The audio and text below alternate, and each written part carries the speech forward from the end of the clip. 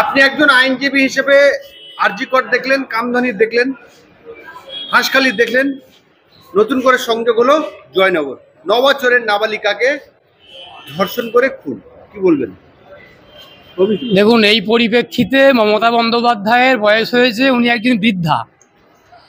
এই বাংলায় বৃদ্ধারাও নিরাপদ নন, এ বাংলায় শিশুরাও নিরাপদ নন, এই বাংলায় কিশোরী তরুণী কেউ নিরাপদ নন। আমরা তিলোত্তমা দেখেছি, আমরা কামদুনি দেখেছি, আমরা হাঁসখালি দেখেছি, আমরা নবতম সংযোজন জয়নগর দেখলাম নিউ টাউন, দেখলাম পটাশপুর।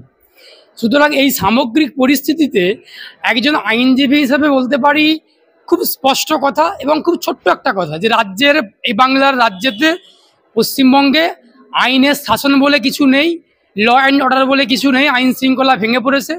তার দায়টা ঘুরে ঘুরে মমতা বন্দ্যোপাধ্যায়ের ঘাড়েতে গিয়েই বর্তাবেন। এত বড় নির্লজ্জ, এত বড় বেহায়া, এত বড় দোকান কাটা, সত্যি কথাটা বলতে খুব লজ্জা লাগছে এবং খুব কষ্ট হচ্ছে। মমতা বন্দ্যোপাধ্যায়ের মতো দোকান কাটা মুখ্যমন্ত্রী বাংলা কোনোদিনও দেখেনি। আমাদের তো খুব অল্প বয়স, আমাদের আগের যারা বয়স্ক যারা আছেন তারাও দেখেননি, আগামী প্রজন্ম দেখবেন কিনা সেটাও খুব প্রশ্নাতীত ব্যাপার। এখন গোটা বাংলা জুড়ে শ্মশানেতে, চিতাতে আগুন জ্বলছে, আর উনি ঢাক বাজিয়ে, ঢাকঢোল পিটিয়ে উনি পুজোর উদ্বোধন করছেন। এটা তো মানবতার লজ্জা। এটা মানে এ বাংলার একটা খুব কলঙ্কিত অধ্যায় মমতা বন্দ্যোপাধ্যায় সূচনা করেছেন 2011 সাল থেকে। সেই পর্ব এখনো চলে যাচ্ছেন, কবে এর শেষ হবে জানি না। তবে বাংলার মানুষ অঙ্গীকার করছে উৎসবের মধ্যেও প্রতিবাদকে জিলিয়ে রাখবেন, প্রতিবাদের মধ্যেও উৎসবকে জিলিয়ে রাখবেন। উনি মমতা বন্দ্যোপাধ্যায় যতই ঢাকঢোল পিটে সূর্যের সঙ্গে যান না কেন, শ্রীভূমিতে যান না কেন, একডালিয়া এভারগ্রিনে যান না কেন, নাকতলা উদয়ন সঙ্গে যান না কেন, উনি যেমন ঢাকঢোল পিটিয়ে পুজো উদ্বোধন করছে, বাংলার শ্মশানগুলোতে চিতাতে আগুন জ্বলছে, আমার বোন আপনার বোন, আমার মেয়ে আপনার মেয়ের আগুন জ্বলছে। জয়নগর তার শেষতম সংযোজন, আরজি কোর্ট দিয়ে কামদুনি থেকে শুরু হয়েছিল, হাঁসখালি থেকে শুরু হয়েছিল, পটাশখালী থেকে শুরু হয়েছিল, জয়নগরে গিয়ে এখনো পর্যন্ত শেষ হয়েছে। এর শেষ মমতা বন্দ্যোপাধ্যায়ের আমলে হবে বলে মনে হয় না। মমতা বন্দ্যোপাধ্যায়ের যেদিনকে রাজনৈতিক জীবন শেষ হবে, মুখ্যমন্ত্রিত্ব শেষ হবে, সেই দিনকে এর বাংলার মাটিতে ধর্ষণ, খুন, রাহাজানি এইগুলো শেষ হবে বলে মনে করি। মমতা বন্দ্যোপাধ্যায়কে যোগ্য জবাব দেওয়ার জন্য বাংলার মানুষকে একটা হতে হবে। বাংলার মানুষ উৎসব করছে, আবারও বলছি, উৎসবের মধ্যে প্রতিবাদকে জিলিয়ে রাখবেন, প্রতিবাদের মধ্যে উৎসবকে জিলিয়ে রাখবেন। মমতা বন্দ্যোপাধ্যায়কে গণতন্ত্রে ধোলাই দেওয়া হবে, গণতান্ত্রিকভাবে উনি তৈরি হন।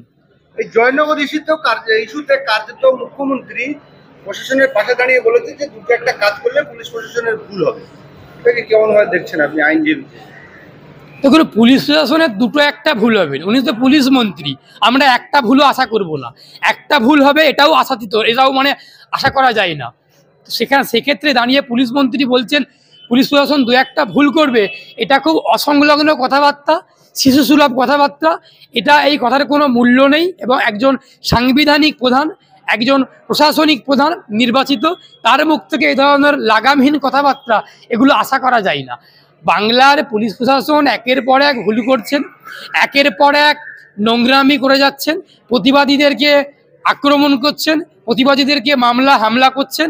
আপনি আরজি করে আপনারা দেখেছেন, আপনারা শেষ দেখছেন জয়নগর। বাংলার মানুষ, জয়নগরের মানুষ এখন ক্ষোভে ফুঁসছে, প্রতিবাদে ফুঁসছে। এই ক্ষোভের আগুন কোথায় গিয়ে শেষ হবে আমি আপনি বলতে পারবো না। জয়নগরে এই নাবালিকা ধর্ষণ খুন কাণ্ডে সেই জায়গায় যখন এলাকার মানুষ ধর্ণা দিচ্ছিল স্বতঃস্ফূর্তভাবে, সেই এলাকার বিধায়ক গণেশ মণ্ডল গিয়ে শেডিং করতে চেয়েছিল, মিটমাট করতে দিতে চেয়েছিল, এবং যদি না সেই ধর্ণা তোলা হয় তাদেরকে বিভিন্ন রকম মিথ্যা মামলা দিয়ে তাদেরকে ফাঁসানো হবে, এইরকম হুমকি দিচ্ছিল। এলাকার মানুষ স্বতঃস্ফূর্তভাবে সেই গণেশ মণ্ডলকে ঝাঁটা জুতো দিয়ে মহিলা সহ তাদেরকে মেরে তাড়িয়ে দিয়েছে। কি বলবো? ঝাঁটাটা ভুল জায়গাতে পড়েছে। ওই এমএলএ যে পড়েছে, এমএলএর যে নেত্রী আছে তার কাছেও ঝাঁটাটা আসবে। ওই ঝাঁটা পেটাটা, ওই যে যার নাম বললেন গণেশ নাকি কার্তিক, ওই যে গিয়েছিল, ও যেমন ঝাঁটা পেটা খেয়েছে, ওর নেত্রী উনিও ঝাঁটা পেটা হবেন মানুষের ক্ষোভেতে, মানুষের রাগ ক্ষোভ যেখানে জন্ম নিচ্ছে যেভাবে। এখন ওই যে শুরুতেই বললাম, আপনাদেরকে শুরুতেই বললাম যে দোকান কাটা, এমন দোকান কাটা মুখ্যমন্ত্রী দেখেনি বাংলার মানুষ কোনোদিনও। আবারও ঠিক সেই কথাটাই বলছি, মুখ্যমন্ত্রী দোকান কাটা, মুখ্যমন্ত্রী বেহায়া, মুখ্যমন্ত্রী নির্লজ্জ। এ কথাটা বলতে লজ্জা লাগলেও এই কথাটাই বাস্তব যে দুটো কান কাটা কুকুরকে ছি বললে কুকুর লজ্জা পান। কুকুরকে যখন ছি বলা হয় তখন কুকুর ভাবে যে আমাকে ছি বলছে। এই কালীঘাটের একটা এমন ডাইনি আছেন, আমি আবারও ওই কথাটা বলতে খুব খারাপ লাগছে, আমি তার মানে আপনারা নিশ্চয়ই বুঝতে পারছেন কাকে বলছি। কালীঘাটে এমন ডাইনি আছেন, ওকে ছি বললেও লজ্জা পান না, ওনাকে থু বললেও লজ্জা পান না, ওনাকে আত্মু বললেও লজ্জা পান না। কুকুরকে ছি বললে লজ্জা পান, কিন্তু ওনাকে উনি যদি বলে ছি উনি লজ্জা পাবেন না। এই দোকান কাটা বেহায়া নির্লজ্জ ডাইনি, কালীঘাটের ডাইনি এমন মানুষ কোনোদিনও বাংলার মানুষ দেখেনি। এখন সব থেকে বড় প্রশ্ন, উনি কি আদৌ মানুষ? ওনার গায়ে কি মানুষের চামড়া আছে নাকি গন্ডারের চামড়া আছে? গন্ডারের চামড়া খুব মোটা হয় শুনেছি, ওনার চামড়াটা কি দিয়ে তৈরি বলতে পারবো না, রক্ত মাংসের চামড়া তো, গন্ডারের চামড়াটাও রক্ত মাংসেরই চামড়া, কত মোটা হয় ওনার চামড়াটা। উনি গন্ডারকেও ফেল করে গেছেন, লজ্জার দিক থেকে কুকুরকেও ফেল করে গেছেন, আর চামড়ার দিক থেকে গন্ডারকেও ফেল করে গেছেন। উনি যে কি ধরনের মানুষ, এইটাই এখন সব থেকে বড় প্রশ্ন। লজ্জা লজ্জা লজ্জা। এলাকার মানুষ অভিযোগ করছেন যে ওই গণেশ মণ্ডলের উস্কানিতে, তার কথাতে তার যারা নিরাপত্তা রক্ষী ছিল এবং পুলিশ প্রশাসন এলাকার মা ও বোনেরা এবং এলাকার সাধারণ মানুষের উপরে অত্যাচার করে, পুকুরে ঠেলে ফেলে দেওয়া হয়, 30 রাউন্ড গুলি চালিয়েছে, কাঁদানে গ্যাস, জল কামান পর্যন্ত চালিয়েছে অনশন চলার জন্য, মানে আন্দোলনটাকে নিষ্ক্রিয় করার জন্য। কি বলবো? আন্দোলনকে, বিক্ষোভকে যেভাবে তৃণমূল কংগ্রেসের নেতৃত্বে মমতা বন্দ্যোপাধ্যায়ের নির্দেশে এই পুলিশ থেকে শুরু করে তৃণমূলের শাসক দল থেকে শুরু করে যেভাবে আটকানোর চেষ্টা হচ্ছে, আটকানোর চেষ্টা করেছে অতীতে, ওরা সেই ধারায় অব্যাহত রাখছে।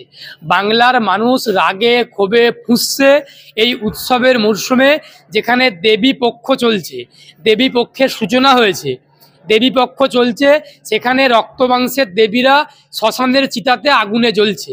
এটা যেমন কাঙ্ক্ষিত না, এটা যেমন প্রত্যাশিত না, এটা বাংলার মাটিতে মমতা বন্দ্যোপাধ্যায়ের নেতৃত্বে এই কাজগুলো, এই কর্মগুলো হচ্ছে। এই কাজগুলো, এই কর্মগুলো বাংলার মানুষই শেষ করবে। দেবী পক্ষের সূচনা হয়েছে, যখন এখানে অসুরের বিনাশ হয়েছে, তেমন তৃণমূল কংগ্রেসের বিনাশ এই বাংলার মাটিতে বাংলার মানুষই করবে গণতান্ত্রিকভাবে। এখন যেভাবে আন্দোলনকে স্তব্ধ করার চেষ্টা হচ্ছে, আন্দোলনকে স্তব্ধ করতে পারবেন না, পুলিশ দিয়ে হোক, তৃণমূল দিয়ে হোক, গুন্ডা দিয়ে হোক, স্তব্ধ করতে পারবেন না। তার কারণ বাংলার মানুষ অঙ্গীকার করেছে, বাংলার মানুষ মহালয়ার দিনকে শপথ নিয়েছেন যে আমরা উৎসবের মধ্যে প্রতিবাদ করব, প্রতিবাদের মধ্যে উৎসব করব, এর বাইরে আমরা কিছু জানি না, আমরা কিছু ভাববো না। সুতরাং তৃণমূলের অশুভ লক্ষণ, অশুভ কর্ম, অশুভ ভাবনা চিন্তা বিনাশ হবে।